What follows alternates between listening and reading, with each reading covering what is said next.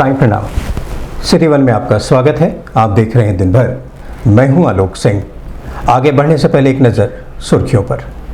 Video conferencing कर मुख्य सचिव ने त्रिस्तरीय पंचायत चुनाव की आरक्षण सूची के संबंध में संबंधित अधिकारियों से जानकारी प्राप्त कर दिए आवश्यक दिशा निर्देश। मंडलायुक्त की अध्यक्षता में संपन्न हुई कृषि निर्यात समिति की बैठक। कहा, किसानों की आय को करे दुगनी।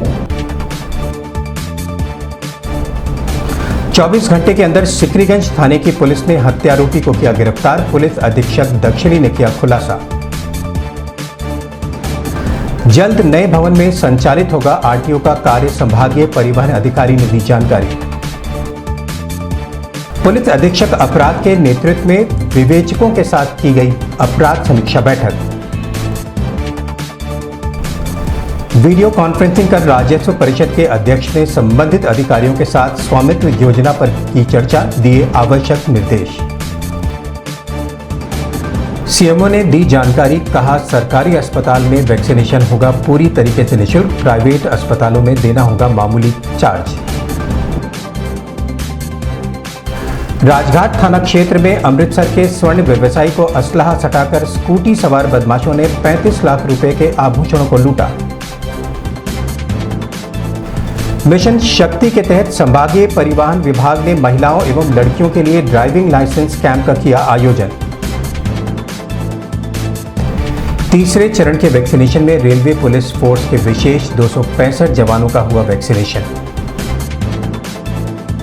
वीडियो कॉन्फ्रेंसिंग कर अपर मुख्य सचिव सहकारिता ने खरीफ विपणन वर्ष 20-21 के संबंध में संबंधित अधिकारियों से जानकारी प्राप्त कर दिए आवश्यक दिशा निर्देश। स्थानीय लोगों की शिकायत पर एसडीएम सदर ने सदर तहसीलदार के माध्यम से वर्षों से अवैध कब्जा किए बारात घर को कराया मुक्त। मशहूर शायर रघुपति सहाय उर्फ फिराक गोरखपुरी की पुण्यतिथि पर उनकी प्रतिमा पर हुआ माल्यार्पण। और आगामी 7 मार्च से स्वर्गीय सदरजीत राय की स्मृति में विराट कुश्ती दंगल प्रतियोगिता का होगा आयोजन। त्रिस्तरीय पंचायत चुनाव की आरक्षण सूची जारी करने के बाद मुख्य सचिव आर.के. तिवारी ने लखनऊ से वीडियो कॉन्फ्रेंसिंग कर अनुसूचित जनजाति के लिए ग्राम प्रधान पदों में आरक्षण की स्थितियों के संबंध में विस्तार पूर्वक जानकारी प्राप्त की। वहीं उन्होंने संबंधित अधिकारियों से कहा कि 2015 के पहले अनुसूचित जनजाति का प्रमाण पत्र जारी किया गया है। अगर ये लोग प्रधान पद के लिए अपनी उम्मीदवारी करते हैं तो उसे स्वीकार किया जाए। इस दौरान जिलाधिकारी जूम ऐप के माध्यम से व सीडीओ इंद्रजीत सिंह और DPRO Himanshu Shekhar Thakur NIC video conferencing hall में मौजूद रहे। ये लोग सेंसस में दिखाए गए थे ये लोग, लेकिन अब जांच में पता लगा कि ये नहीं है। अगर इन्हें कोई अपने पक्ष में कोई प्रमाण देना हो तो बता दें, नहीं तो इनके पक्ष में कोई प्रमाण पत्र होगा उसे माना जाएगा। बस अच्छा, तो फिर अगला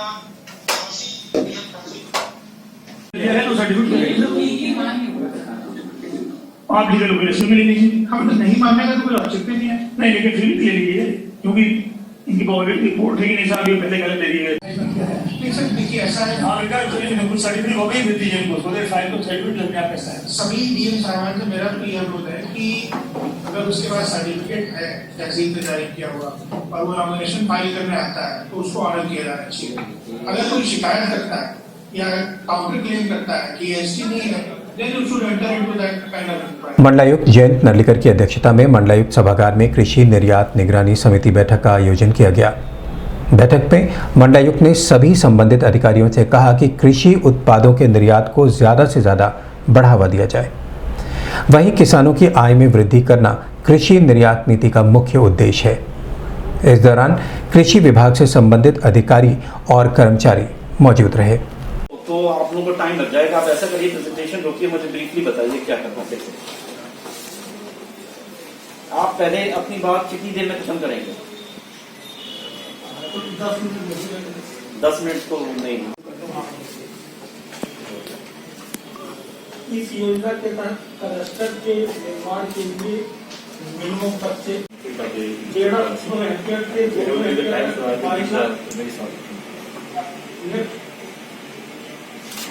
सिकरीगंज थाना क्षेत्र में मंगलवार को लक्ष्मी नामक युवती की अज्ञात बदमाशों द्वारा हत्या कर दी गई थी।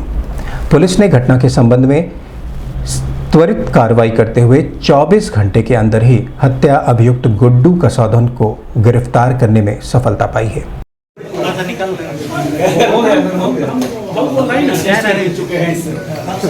परिवार वाला बोल रहे हैं बंद करो कैमरा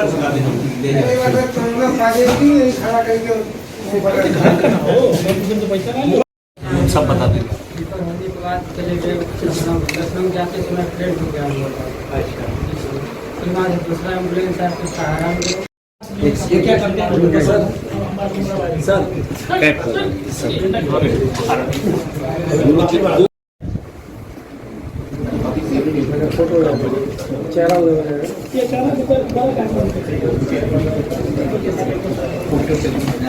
कहाँ खोले थे? वही बाजार में। किस चीज़ की दुकान? कब बंद हुआ? इस संबंध में पुलिस लाइन सभागार में घटना का अनावरण करते हुए पुलिस अधीक्षक दक्षिणी अरुण कुमार सिंह ने बताया, महिला की मां जयंती देवी एक दिन पहले अपने मायके गई थी जो उरुआ थाना क्षेत्र में है और रात वहीं अपने मायके में रुक गई थी। बेटी जो 24-24 साल के आसपास की है, जो पिछले 5 साल से अपने मायके में ही रह रही थी, उसका एक बच्चा भी है 5 साल का, उसे लेकर के नानी मायके गई थी। रात में 10 बजे तक उनकी अपनी बेटी से बात भी हुई, लेकिन उसके बाद उसका स्विच ऑफ हो गया।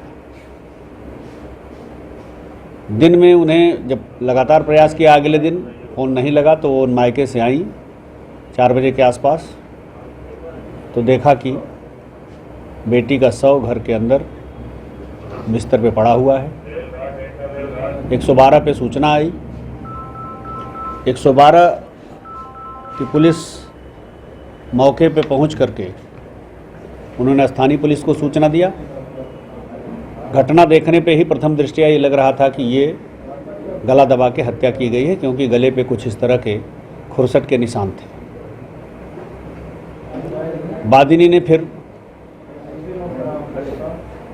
एक व्यक्ति को नामजद करते हुए, जिसका उनके घर पे आना जाना था, यद्यपि वही व्यक्ति वादिनी को छोड़ने मायके भी पहले दिन गया था,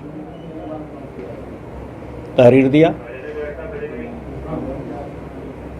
तत्काल उस आधार पर घेराबंदी की गई और प्रातःकाल आज अभियुक्त गिरफ्तार हो गया। पिछले कई वर्षों से लगातार जर्जर भवन में संचालित हो रहे आरटीओ विभाग को अब जल्द ही गिडा में नए भवन की प्राप्ति हो जाएगी। आधुनिक सुख सुविधाओं से सुसज्जित यह भवन यहां आने वाले विभिन्न लाभार्थियों के लिए लाभप्रद साबित होगा। इस संबंध में मीडिया कर्मियों से बात करते हुए संभागीय परिवहन अधिकारी अनीता सिंह ने बताया, आरटीओ जो संभागीय परिवहन कार्यालय है इस वक्त हरिओम नगर में है, जो कि बहुत ही सिटी का सेंटर है। यहाँ पे निरंतर प्रतिदिन हमारे अधिकारियों में से हमारे डीएम और कमिश्नर साहब से बात होती रहती है। यहाँ पे बहुत जाम की स्थिति पैदा हो जाती है जब यहाँ पे जनता अपने 2 व्हीलर या 4 व्हीलर से आती है और यहाँ पे खड़ी होकर के काम कराती है अपना, तो बहुत सारी संख्या में हमारे पास गाड़ियाँ इकट्ठी हो जाती हैं, तो यहाँ पे जाम की स्थिति होती है। इसको देखते हुए, चूँकि ये सरकारी कार्यालय था, इसको देखते हुए प्रशासन ने यहाँ के सहजनवा में गीडा में हमारा एक नया कार्यालय भवन तैयार करा दिया है और हर संभव कोशिश है कि हम शीघ्र वहाँ पे शिफ्ट हो जाएंगे।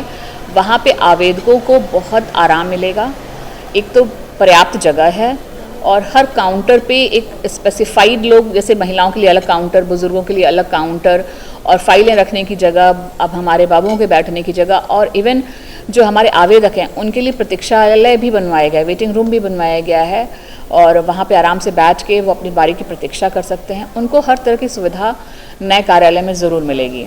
तो मेरा उनसे अनुरोध है कि जब भी ये ना देखें कि दूरी ज़्यादा है, वहाँ पे सुविधाओं के हिसाब से, ट्रैफिक की व्यवस्था के हिसाब से वो कार्यालय बहुत अच्छी जगह पे बना हुआ है।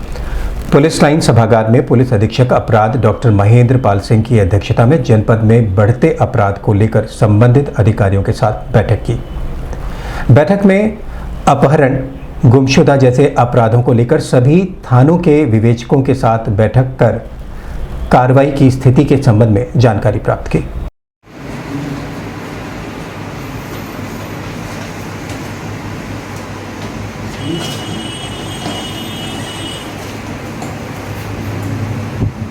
और किसी ऑर्गेनाइज्ड गैंग के द्वारा 87 है अवेटमेंट उपरोक्त अपराधों का अवेटमेंट।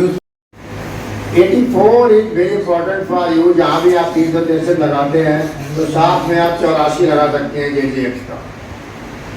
81 बालक का किसी भी प्रयोजन के लिए for any other reason which are not specified in this act. 511 है ना आईपीसी में।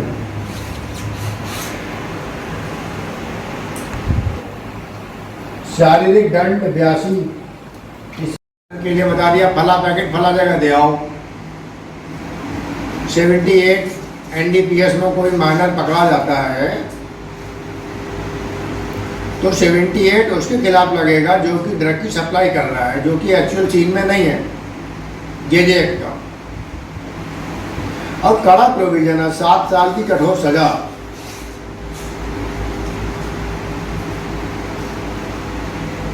शोषण, माइनर का शोषण। इस संबंध में मीडिया कर्मियों से बात करते हुए पुलिस अधीक्षक अपराध डॉक्टर महेंद्र पाल सिंह ने बताया, मेरे द्वारा जनपद के सभी विवेचकों के लिए जो बच्चे गायब हो गए हैं, गुमशुदा हैं, उनके विवेचकों के लिए बुलाया गया था यहाँ पुलिस लाइन में, और बुला के बच्चों की कैसे बरामदगी करनी है, क्या प्रक्रिया है और बच्चों के गायब होने के क्या कारण हैं, इस बारे में उनको एक वर्कशॉप के माध्यम से उनको जागरूक किया गया। तो इसका पर्पज़ ये है कि ताकि अधिक से अधिक संख्या में हम बच्चों की बरामदगी करें, और बरामदगी करने के लिए जो हमारे हॉटस्पॉट हैं उन हॉटस्पॉट का चिन्हीकरण करके हम आगे से एक अभियान भी आज से चला रहे हैं। उस अभियान के अंतर्गत हमारे जनपद में 11 बच्चे हैं अभी जो मिसिंग हैं, उन सब की हम बरामदगी करने का प्रयास करेंगे ताकि हमारे नागरिकों के लिए जिनका बच्चा गया है उनके लिए हम एक मेंटल सेटिस्फैक्शन दे सकें और उनका बच्चा उनको वापस मिल सके। लखनऊ से वीडियो कॉन्फ्रेंसिंग कर राजस्व परिषद अध्यक्ष अनिल कुमार गुप्ता ने गोरखपुर के एनआईसी वीडियो कॉन्फ्रेंसिंग हॉल में संबंधित अधिकारियों से नवीनतम प्रौद्योगिकी के उपयोग से ग्रामीण आबादी के संरक्षण कार्य हेतु संचालित स्वामित्व योजना के संबंध में जानकारी प्राप्त की और आवश्यक दिशा निर्देश दिए।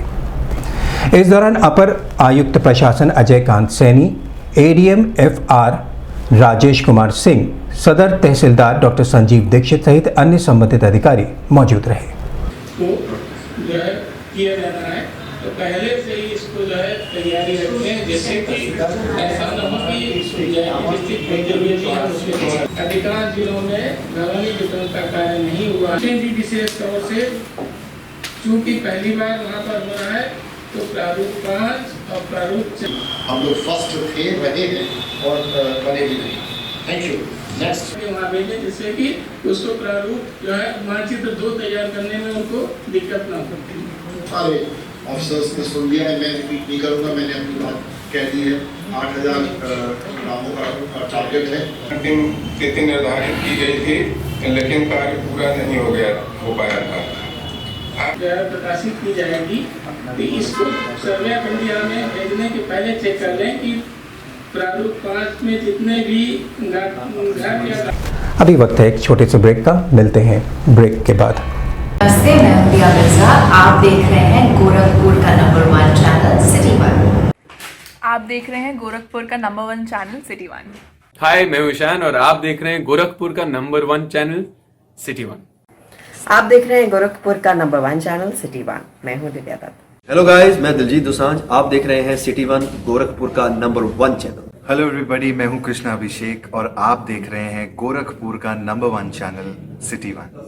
हाय Manmeet, I am Hameed with Hameed Bros और आप देख रहे हैं गोरखपुर का number 1 channel city 1 channel. Break के बाद आपका स्वागत है। आइए देखते हैं दिन भर। शासन के निर्देश पर वैश्विक महामारी को जड़ से खत्म करने के लिए लगातार स्वास्थ्य विभाग द्वारा वैक्सीनेशन का कार्य किया जा रहा है।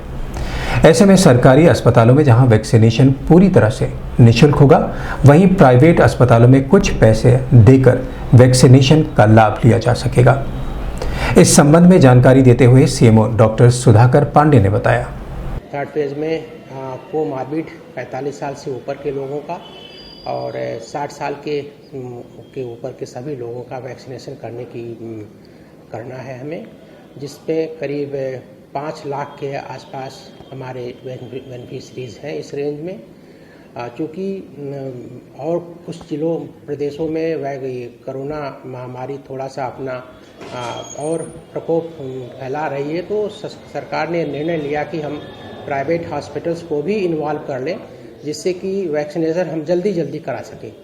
तो उसी सिलसिले में हमारे जो प्राइवेट हॉस्पिटल जो किसी CHS से रिकॉग्नाइज हों या आयुष्मान भारत से वो आच्छादित हों, तो वो उनके पास इंफ्रास्ट्रक्चर डेवलप्ड है। उनको हम बुलाए हुए थे एक छोटी सी मीटिंग के लिए कि कैसे वो वैक्सीनेशन कराएंगे, कैसे पोर्टल पेंटर कराएंगे, इसके रिहर्सल एक जैसा कराया गया और उसी के लिए सिलसिले में हम लोग मीटिंग लिए हुए थे। और चूँकि भारत सरकार की गाइडलाइन है कि प्राइवेट के लोग 7 दिन करा सकते हैं या 6 दिन करा सकते हैं, उनके लिए कोई लिमिटेशन नहीं है। लेकिन गवर्नमेंट हॉस्पिटल्स में ये कहा गया है कि जिला अस्पताल, महिला अस्पताल और BRD मेडिकल कॉलेज में 6 दिन हम वैक्सीनेशन करेंगे और बाकी हमारी CSC PSCs जो हैं जिसमें उसमें हम 3 दिन करेंगे, मंडे, थर्सडे एंड फ्राइडे। क्योंकि बुधवार और शनिवार हमारा रूटीन टीकाकरण होता है, तो कुछ दिन हम स्पेयर उसमें किए हुए हैं, जिससे वो भी हमारे प्रोग्राम बाधित ना हो और जिस तरह से हम वैक्सीनेशन जल्दी हम सबका कर सकें। तो अभी लाभार्थी कौन किस उम्र के लोग होंगे? अभी लाभार्थी 60 साल से ज़्यादा के सभी लोग हैं और 45 साल से के ऊपर के जितने लोग हैं जो किसी बीमारी से ग्रसित हैं, जैसे कि डायबिटीज़ हो गया, ब्लड प्रेशर हो गया, कैंसर हो गया, और इस तरह से 20 बीमारियां हैं जिन बीमारियों में जो लंबे समय तक दवाइयां चलती हैं, जिससे कि इम्यूनिटी उनमें कम रहती है और बीमार होने के चांसेस ज़्यादा रहते हैं, उनको हम लोग लिए हुए हैं।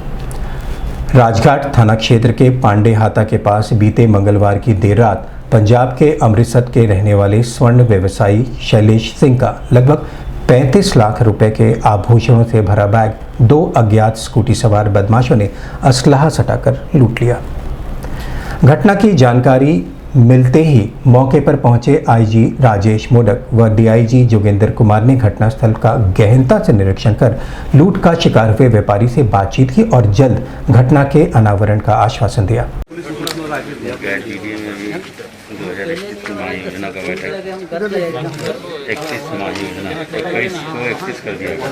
कितना गाना रहा है? कितना गाना रहा है? लिखा है पर्ची में, लिखा है पर्ची में कितना है, करीब कितना होगा? 1 किलो होगा। सोना ही मोबाइल यूज करते हैं। इस संबंध में मीडिया कर्मियों से बात करते हुए लूट के शिकारी हुए स्वर्ण व्यापारी शैलेश सिंह व क्षेत्र अधिकारी कोतवाली BP सिंह ने बताया। करते हैं कहाँ? गोरखपुर में करते हैं। हाँ। खलीलाबाद चले जाते हैं, कहीं हाटा उठा हो गया, बरारगंज वाला। तो आज गोरखपुर कैसे आना हुआ, कब आए आप? आज वही की सामान बारे में, परसों आए थे, शुक्रवार को जाए, शनिवार को आए जाए। तो आज किस वक्त घटना हुई आपके साथ? और रात को 8 बजे के पास। कहाँ जा रहे थे आप? घंटाघर में। किसको सप्लाई देने जा रहे थे? किसी को? नहीं, अपने घर वहाँ कमरे में जा रहे थे। अच्छा, तो कब से इस कारोबार में आप? हो गया 10 साल। तो गोरखपुर कब से आ रहे हैं आप? 10 साल हो गया यहाँ आने में। अच्छा, तो किसको अपनी दुकान है, किसी को सप्लाई देते हैं? नहीं, किसी को देते हैं सप्लाई। अच्छा, कहाँ के रहने वाले हैं? अमृतसर के। कल रात करीब 8 बजे अमृतसर के रहने वाले श्री सुंदर सिंह सरदार सराफा व्यापारी, जो फुटकर माल मुख्य दुकानदारों से लेकर के उनके करियर के रूप में बेचा करते हैं, पांडेहाता हालसीगंज धर्मशाला पर रुके हुए थे और कल सुबह ये खलीलाबाद संत कबीर नगर गए थे। वहाँ कुछ व्यापारियों को सामान देने के बाद शेष बचे हुए माल के साथ वापस बस से ट्रांसपोर्ट नगर चौकी आए और वहाँ से टेम्पो से नॉर्मल पर उतरे और वहाँ से उतर करके पैदल अपने रुके हुए स्थान पर जा रहे थे कि उनके पीछे से 2 स्कूटी सवार अज्ञात बदमाश द्वारा डरा धमकाकर उनका बैग छीन लिया गया। व्यापारी ने लूटे गए माल का वजन करीब 400 ग्राम प्रथम सूचना रिपोर्ट में अंकित कराया है, जिसकी बाजार में कीमत करीब 19 से 20 लाख है। इस संबंध में धारा 392 का अभियोग थाना राजघाट पर पंजीकृत किया गया है। शासन के निर्देश पर चलाए जा रहे मिशन शक्ति कार्यक्रम के तहत संभागीय परिवहन विभाग में महिलाओं एवं लड़कियों के लिए विशेष ड्राइविंग लाइसेंस कैंप का आयोजन किया गया, जिसमें बड़ी संख्या में महिलाओं एवं लड़कियों ने ऑनलाइन के माध्यम से ड्राइविंग लाइसेंस के लिए आवेदन किए।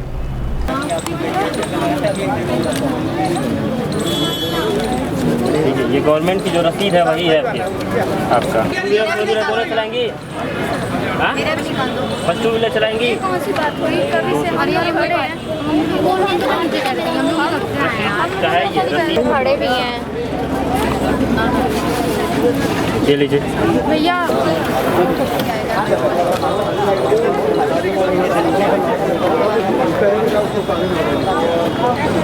इस संबंध में मीडिया कर्मियों से बात करते हुए संभागीय परिवहन अधिकारी अनीता सिंह ने बताया, 3 तारीख को महिलाओं और बालिकाओं के लिए, शिक्षार्थियों के लिए एक विशेष लाइसेंस कैंप का आयोजन करने के निर्देश दिए गए हैं, जिसमें महिलाओं को जो एक हेजिटेशन होता है कि हम खुद जाके कैसे काम करेंगे, हम भरवाने जाएंगे तो लोग हमको सही से हम नहीं कर पाएंगे, इस हेजिटेशन को तोड़ने के लिए ही आज विशेष कैंप का आयोजन किया गया, जिसमें 2-3 विद्यालयों की अभी 50 से ज़्यादा महिलाओं ने आवेदन कर दिया है, जिसमें से हम लोगों ने 10 महिलाओं को आज ही लर्नर लाइसेंस प्रिंट करा के दे भी दिया था।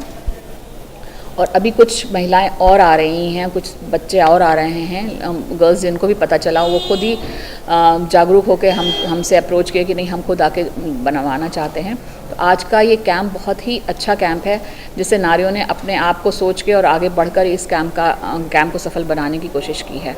और बहुत संख्या में आज महिलाएं हमारे पास आ रही हैं लाइसेंस कैंप के लिए।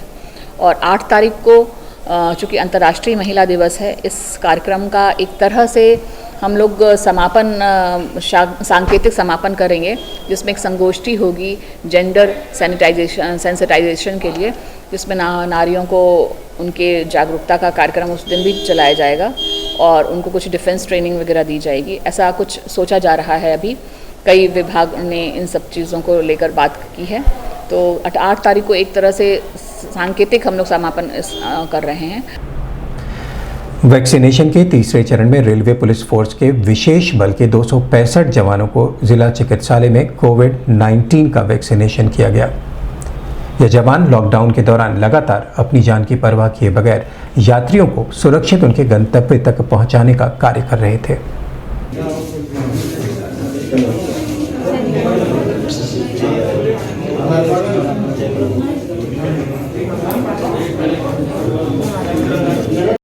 आपने रजिस्ट्रेशन करवाया था आपने? ये तो नहीं, आपको गलत नहीं, यहाँ पे शो नहीं करा कर देंगे। दूसरा लिख लो 890 हाँ रुक जाइए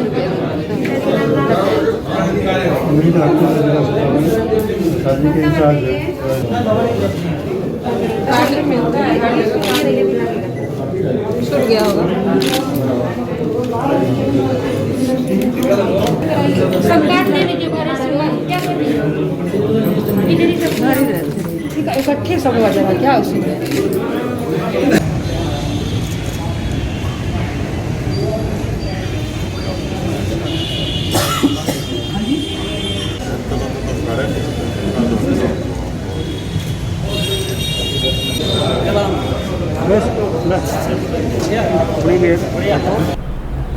इस संबंध में मीडिया कर्मियों से बात करते हुए जवानों ने बताया, विशेष बल से 2 बटालियन से हैं, 62 लोग आए थे हम लोग, सभी को वैक्सीन लगा है और सभी लोग खुश हैं कि ये वैक्सीन लगने से कोरोना दूर होगा और बहुत अच्छी बात है। सभी को ये वैक्सीन लगवाना चाहिए ताकि हमारे देश से कोरोना चला जाए। अगर किसी को गलत फहमी है किसी चीज़ की तो वो गलत फहमी दिल से निकाल दे कि कोई दिक्कत है। कोरोना वैक्सीन लगवाने पर किसी प्रकार की कोई दिक्कत नहीं हो रही है। तो मैं गुजारिश करूंगा पूरे देश से कि सभी लोग अच्छे से और जल्दी से जल्दी कोशिश करें कि सबको ये वैक्सीन पूरा लग जाए ताकि हमारे देश से बिल्कुल कोरोना का नामो निशान ख़त्म हो जाए। लखनऊ से अपर मुख्य सचिव सहकारिता ने वीडियो कॉन्फ्रेंसिंग कर गोरखपुर के NIC वीडियो कॉन्फ्रेंसिंग हॉल में संबंधित अधिकारियों के साथ खरीफ विपणन वर्ष 2021 में धान खरीद तथा आगामी गेहूं क्रय किए जाने की तैयारियों के संबंध में जानकारी प्राप्त की। वहीं अपर मुख्य सचिव ने संबंधित अधिकारियों से कहा कि धान और गेहूं क्रय में किसी प्रकार की कोई गड़बड़ी ना हो और किसानों का भुगतान समय समय से उनके खातों में कर दिया जाए। इस दौरान सहकारिता विभाग से संबंधित अधिकारी मौजूद रहे।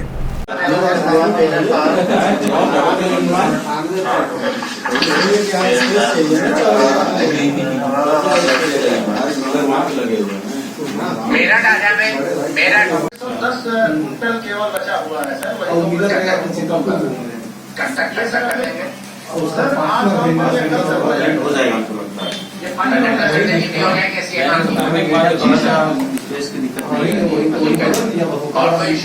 सदर तहसील के चिलवाताल थाना क्षेत्र के मजबूत चौकी अंतर्गत जंगल कौड़ैया ब्लॉक के ग्राम मीरपुर में ग्राम सभा में 10 वर्ष पहले सांसद निधि द्वारा ग्रामीणों के मांगलिक कार्यक्रम बारात घर का निर्माण कराया गया था। कुछ दिन तक तो गांव का मांगलिक कार्यक्रम बारात घर पर होता रहा, लेकिन विगत कुछ वर्षों से वहां पर मौजूद ग्रामीणों द्वारा बारात घर पर अवैध रूप से कब्जा कर भूसा रख दिया गया, जिसको लेकर स्थानीय लोगों ने कई बार शिकायत की को गंभीरता से लेते हुए SDM सदर कुलदीप मीणा ने सदर तहसीलदार को मौके पर मुआयना करने के निर्देश दिए। मौके पर पहुंचे सदर तहसीलदार डॉक्टर संजीव दीक्षित ने स्थानीय पुलिस की मदद से बारात घर को अवैध अतिक्रमण से खाली कराया। इस दौरान बंदोबस्त कानून गो अरुण कुमार श्रीवास्तव, लेखपाल रेणु गुप्ता, स्थानीय पुलिस चौकी प्रभारी संजय कुमार सिंह सहित बड़ी संख्या में विभागीय अधिकारी मौजूद रहे।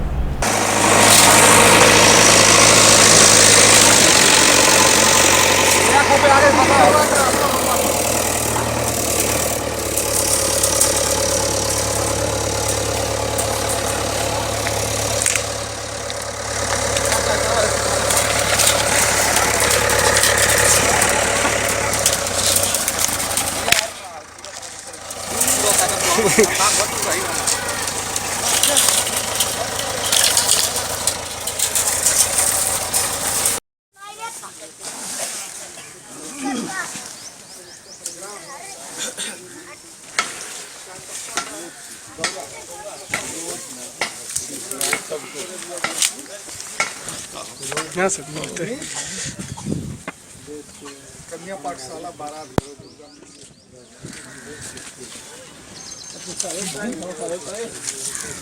सहयोग कराए सहयोग हमें 2 आदमी मिलकर सहयोग करा दिए। मशहूर शायर रघुपति सहाय और फिराक गोरखपुरी की पुण्यतिथि पर कैंट थाना क्षेत्र के फिराक चौराहे पर उनकी प्रतिमा के समक्ष पहुंचकर पार्षद व पूर्व उपसभापति अजय राय के नेतृत्व में उनका माल्यार्पण किया और उन्हें नमन किया। इधर देखिए, आप लोग उठा लिए फूल उठा लिए।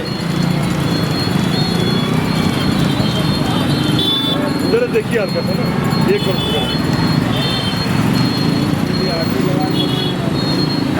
आगे करवा लो ना, फूल करवा लो।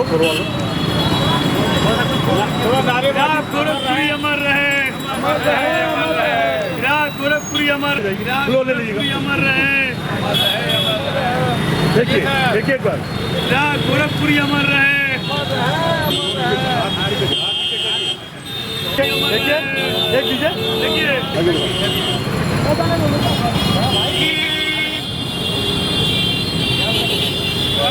इस संबंध में सिटी 1 से बात करते हुए पार्षद अजय राय ने बताया, आज हमारे मशहूर फिराक गोरखपुरी जी की पुण्यतिथि थी, तो उसी अवसर पर हम लोगों ने माल्यार्पण करके उनको याद किया है और फिराक गोरखपुरी जी को याद करके ये मनाया गया कि उनकी पुण्यतिथि 1982 3 मार्च 1982 को उनका देहांत हुआ था, तो आज 3 मार्च है, तो आज ही के दिन उनकी पुण्यतिथि मना के उनको याद किया गया।